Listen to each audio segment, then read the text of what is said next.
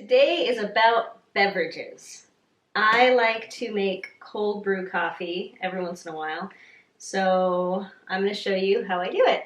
I use a ratio of 1 to 4, so I usually do 1 cup of coffee grounds to 4 cups of water, and then I let it sit for 12 to 15 hours. So I have whole bean coffee beans, and I'm going to grind it up.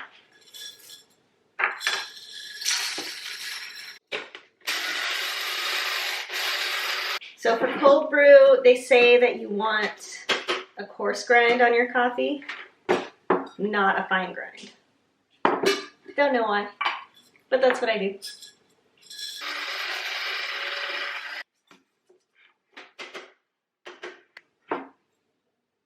Okay, so I have a big jar here. It's like a liter. I don't know what it is. Might not be a liter. 8 cups. I don't know, but it's a really big jar.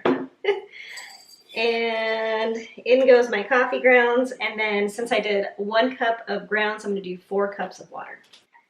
And I use, well, you want to use cold water. I use it straight from the tap.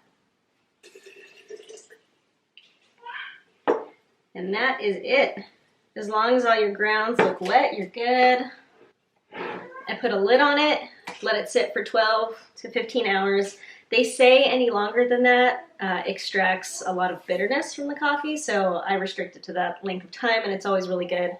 Now, it makes a pretty strong concentration, and I think typically with this kind of recipe, they expect you to kind of dilute it with water before serving it, because it is really, really strong. I don't do that. I like to drink my iced coffee with the cold brew, milk, and ice, and it is very strong if you don't dilute it, and I like it that way. So this is going to be really, really strong, and I'll come back to it tonight in 12 hours, and then I'll strain it, and I'll talk to you about it then. And now it's martini time. So I'm cooking dinner behind me. I have some red sauce on the stove, some meatballs that I have browned, and I'm soon going to put the meatballs in the sauce and let those simmer for 35-40 minutes, and I'm making spaghetti and meatballs. So while I cook, I'm going to make myself a martini. So here we go. I have got a cocktail shaker.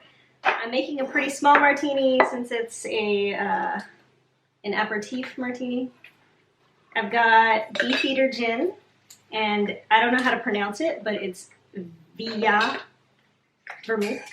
So gin, dry vermouth, and olives, and that is going to be my martini. I do also like a good vodka martini, but tonight it is gin. And I'm just going to measure using a fantastic turkey shot glass. And I used 1 shot of gin, and I'm just going to use a splash of vermouth. The amount of vermouth that you use in your martini is very personal, so I don't measure it, I just splash it. And that's it. Now we shake.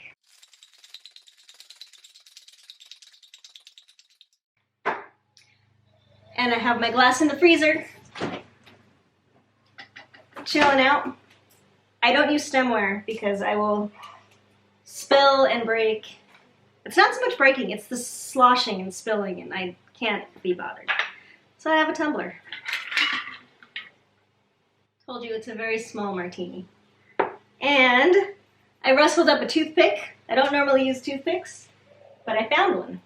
And I've got a jar of green olives. I also really like to use cocktail onions, but I didn't grab those. But I'll probably get one afterwards. Oh, and this stupid...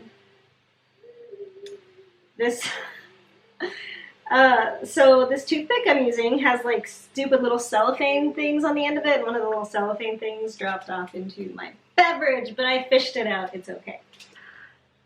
Here's my martini.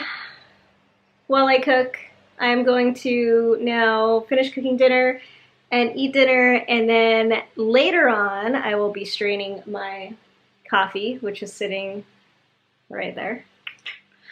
And I will see y'all later. I hope you are enjoying a fantastic beverage, be it martini-like or not. Cheers!